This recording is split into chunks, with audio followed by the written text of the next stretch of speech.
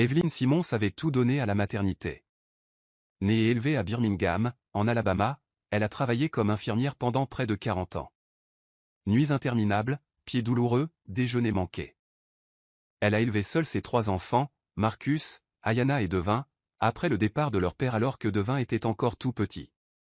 Elle cuisinait, faisait le ménage, optimisait chaque dollar et ne se plaignait jamais. Son seul rêve était simple, élever des gens bien et prendre sa retraite en paix. Elle pensait avoir réussi, avoir obtenu son diplôme, trouver un emploi et fonder une famille. Evelyn a finalement pris sa retraite à 67 ans, espérant avoir le temps de se reposer et d'être entourée de l'amour qu'elle lui avait donné pendant des décennies. Mais cet amour est revenu vide. Ils ne lui ont pas demandé si elle allait bien. Ils ont posé des questions sur sa retraite. Pour un temps, juste un moment, avait dit Marcus, on te remboursera le mois prochain. Mais le mois suivant n'est jamais arrivé. Au début, c'était modeste. Marcus s'occupait de quelques factures, Ayanna l'aidait à passer à la banque en ligne et Devin lui proposait de gérer son budget. Evelyn leur faisait confiance. Elle l'avait toujours fait. Au début, elle n'avait pas remarqué les petits manques. Puis les plus gros arrivèrent. Son compte baissa à une vitesse inimaginable. Chaque fois qu'elle posait la question, ils avaient une raison. Les enfants avaient besoin de vêtements pour l'école, ce n'est qu'un prêt, on le remboursera quand on aura notre remboursement d'impôt. Evelyn voulait les croire. Mais la vérité se faisait plus forte dans son réfrigérateur vide, dans sa facture d'électricité impayée, dans ses genoux douloureux alors qu'elle marchait vers le bus, sa voiture ayant été mystérieusement vendue pour frais d'entretien. Quand elle a finalement demandé que ça s'arrête, Ayanna a levé les yeux au ciel. « Tu es toujours si ingrate. » Ils ont vendu sa maison sans le lui dire. C'était au nom de Marcus, ajouté lors d'un refinancement pour simplifier les choses, disait-il. Evelyn a signé des papiers qu'elle ne comprenait pas, lui faisant confiance comme à un fils. Il l'a vendue et l'a installée dans leur sous-sol, le temps qu'ils se remettent sur pied.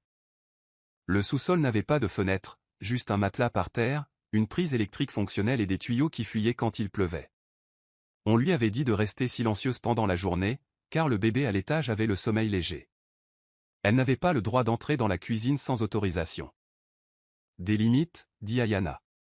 Evelyn s'endormait presque toutes les nuits, affamée et transie de froid, se tenant les genoux et murmurant, au moins, ils sont en sécurité, au moins je les ai élevés. Mais le silence dans ce sous-sol commençait à ressembler à un enterrement.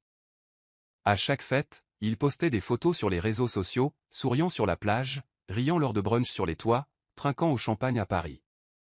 Evelyn regardait la scène depuis la lueur de son téléphone prépayé, grelottant sous 3 couvertures usées. Lorsqu'elle lui demanda pourquoi il ne la voyait pas, Ayanna répondit sèchement, « Tu n'apprécierais pas, toute cette marche et cette activité, tu ne ferais que nous ralentir. » Devin ajouta, « D'ailleurs, qui surveillerait la maison ?» Evelyn préparait le repas avant les sorties, embrassait ses petits-enfants et leur faisait signe depuis la porte du sous-sol. Puis elle restait assise en silence pendant des jours, survivant de soupe en conserve et de crackers, rationnant l'eau des canalisations qui fuyaient, et écoutant les rats courir la nuit. Pourtant, elle priait pour eux. Pourtant, elle espérait. Pourtant, elle pensait que l'amour suffirait peut-être à les changer. Mais ce ne fut pas le cas. Son compte de retraite a presque atteint 0 la semaine de son 70e anniversaire. Elle l'a découvert par hasard en vérifiant son solde à l'épicerie. Sa carte a été refusée. La caissière sourit gênée. Réessai. Evelyn resta figée. Cette nuit-là, elle leur a demandé, les a suppliés, d'arrêter de lui prendre quelque chose. Marcus a levé les yeux au ciel. Ce n'est pas comme si tu t'en servais. C'est nous qui devons nous démener ici, s'exclama Ayanna. Tu vis ici gratuitement et tu continues à te plaindre ? Ajouta froidement Devin. Il serait peut-être temps que tu arrêtes de faire comme si on te devait quelque chose juste pour nous avoir élevés. Evelyn retourna au sous-sol et sanglota doucement sur un matelas. Cette nuit-là, elle ne mangea pas. Le lendemain matin, ils partirent en croisière au Mexique. Evelyn s'est retrouvée seule, sans chauffage, sans nourriture et sans dignité. Elle est tombée malade. Une pneumonie. Fièvre. Frisson. Tout jusqu'à en avoir la poitrine brûlante. Elle a essayé d'appeler Marcus. Pas de réponse. Ayanna lui a envoyé un texto, ne dramatise pas. C'est juste un rhume. Evelyne était allongée par terre, tremblante, le souffle court, trop faible pour se tenir debout. Les jours passèrent. Personne ne s'est occupé d'elle. Elle a rampé jusqu'à l'escalier et s'est effondrée à mi-hauteur. Son petit-fils l'a retrouvée quelques heures plus tard et a hurlé. Ils l'ont emmenée aux urgences, ont payé avec sa carte et l'ont ramenée au sous-sol le soir même. Tout ira bien, a marmonné Devin, agacé. Ils lui ont dit de ne raconter à personne ce qui s'était passé. Ayaan a dit, on te prend déjà pour un sénile. Evelyne ne répondit pas, hochant simplement la tête. Son silence devint sa survie. Son esprit, cependant, commençait à décliner. Mais Evelyne n'avait pas oublié qui elle était. Avant d'être infirmière, avant d'être mère, elle était une battante. Elle se souvenait de la patiente qu'il avait un jour qualifiée d'ange aux mains calleuses. Cette patiente, Madame Géraldine, était décédée 6 mois plus tôt. Elles devinrent proches. Discrètement, Madame Géraldine a laissé à Evelyne un duplex à Savannah. Un geste de gratitude. Un symbole de respect. Evelyne n'en avait parlé à personne. Les papiers étaient cachés dans un livre de prière au sous-sol. Un matin, Evelyne toussa du sang, et quelque chose en elle se brisa, non pas de rage, mais de détermination. Elle attendit, reprit des forces, et lorsque ses enfants partirent pour un autre week-end de retraite professionnelle, elle emporta le peu qu'elle avait, sa carte de sécurité sociale, l'acte de propriété, le livre de prière, et elle partit avant qu'ils ne s'en aperçoivent. Elle prit le Greyhound tôt le matin pour Savannah. Le bus était froid, le trajet long, mais le poids s'allégeait à chaque kilomètre. Elle arriva au petit duplex bleu vers 15 heures. La propriété avait besoin de travaux, mais elle était à elle. Elle pleura en tournant la clé et en entrant. Il n'y avait pas de meubles, mais le sol était propre. L'air sentait l'espoir. Avec le peu d'argent qui lui restait, Evelyne acheta un matelas, un petit radiateur et des provisions. Cette première nuit, elle dormit par terre, enveloppée dans une couverture, le sourire aux lèvres. Elle était seule, certes, mais libre. Elle pouvait respirer. Elle pouvait réfléchir. Et pour la première fois depuis des années, elle pouvait se reposer sans craindre d'être considérée comme un fardeau. À Savannah, elle rencontra Diane, une femme bienveillante qui habitait à côté et dirigeait un service d'assistance juridique locale.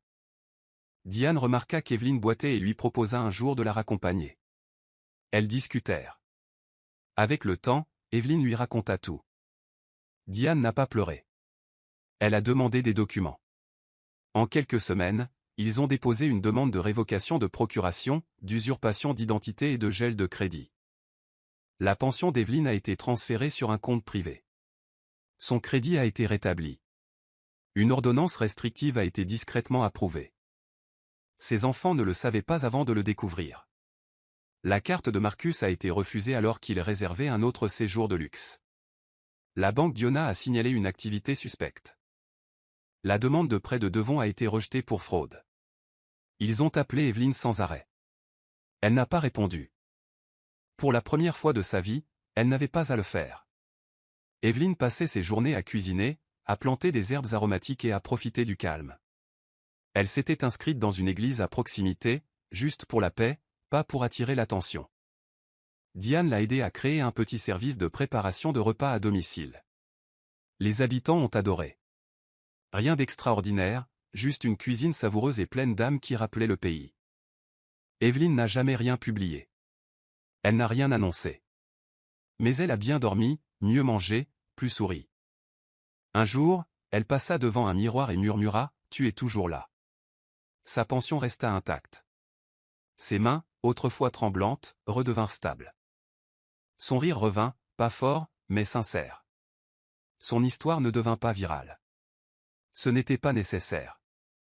Elle vivait tranquillement dans la peinture fraîche sur ses murs, l'odeur des biscuits au four et la paix de son cœur. C'était suffisant. De retour à Birmingham, le chaos régnait. Marcus a tenté d'accéder à la pension d'Evelyne et a constaté que tous les comptes étaient fermés. Son score de crédit a chuté après l'alerte à la fraude. Yona a reçu une convocation au tribunal pour usurpation d'identité. Devon a été contacté par des agents de crédit enquêtant sur des signatures falsifiées. Ils se sont disputés, se sont mutuellement accusés, ont appelé leurs proches pour exprimer leur sympathie. Mais personne ne les a crus. Vous avez toujours vécu au crochet de votre mère, a marmonné une tante. Les amis ont pris leur distance. Même leurs employeurs ont exprimé leurs inquiétudes. Pourtant, aucun d'eux ne s'est excusé. Ils ont qualifié Evelyne d'aigrie, ont dit qu'elle avait subi un lavage de cerveau, ont affirmé qu'ils étaient les véritables victimes. Mais le monde a continué son chemin, et Evelyne aussi, tranquillement, paisiblement, un souffle après l'autre. Elle ne bronchait plus devant son téléphone. Son silence devenait sa justice.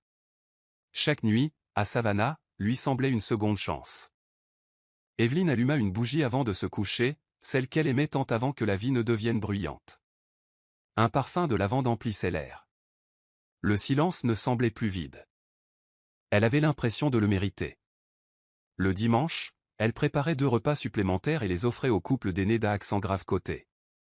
Il ne lui demandait jamais pourquoi, se contentait de sourire et de la remercier. Evelyne n'avait pas besoin de pitié. Elle avait besoin de paix. La douleur ne disparaissait pas, mais elle cessait de la contrôler. Son corps la faisait encore souffrir certains matins, mais son âme était plus légère. Elle n'était le fardeau de personne. Elle était à nouveau elle-même, et dans cette liberté, elle trouvait la guérison. Non pas par les paroles de quelqu'un d'autre, mais par ses propres victoires silencieuses. Un après-midi, Diane lui tendit une épaisse enveloppe. « Vos comptes sont entièrement soldés, dit-elle. La maison est sécurisée et les démarches légales sont terminées. » Evelyne fixa longuement les documents qu'elle tenait entre ses mains. Ce n'était pas une question d'argent, mais de dignité.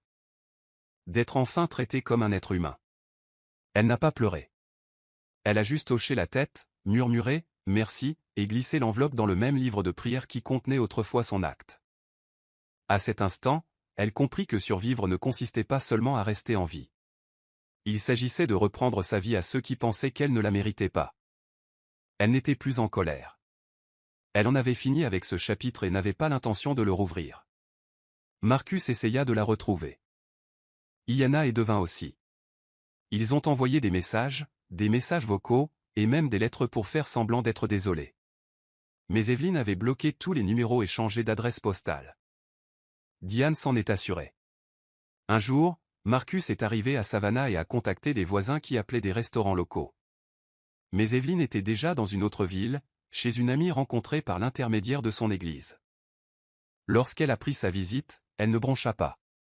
Elle sourit faiblement. « Il peut chercher tant qu'il veut, dit-elle à Diane, mais il cherche quelqu'un que j'ai enterré, la femme qui implorait mon amour. Je ne suis plus elle. » Ce soir-là, elle alluma le chauffage, s'assit dans son fauteuil et lut un livre qu'elle n'avait jamais eu le temps de lire auparavant. Et pour une fois, son temps lui appartenait. Les années passèrent. Evelyne vieillit avec grâce, ses cheveux argentés se transformant en boucles souples. Elle ne se remaria jamais, ne rechercha jamais le drame, ni la validation. Elle s'occupait de son jardin, riait avec ses voisins et vivait simplement. Ses enfants ? Marcus a fini par déclarer faillite.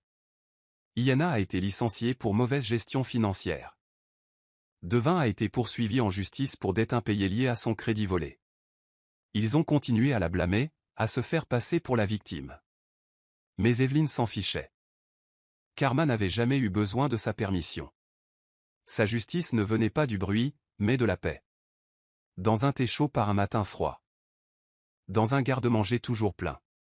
Dans des factures payées à temps. Dans le repos. Ses enfants n'ont jamais changé. Mais elle, si. Et dans cette transformation silencieuse, Evelyne a finalement gagné. Si vous avez aimé cette histoire, n'hésitez pas à aimer, commenter et partager cette vidéo avec vos amis. Abonnez-vous et activez la cloche de notification pour ne rien manquer d'une nouvelle importante.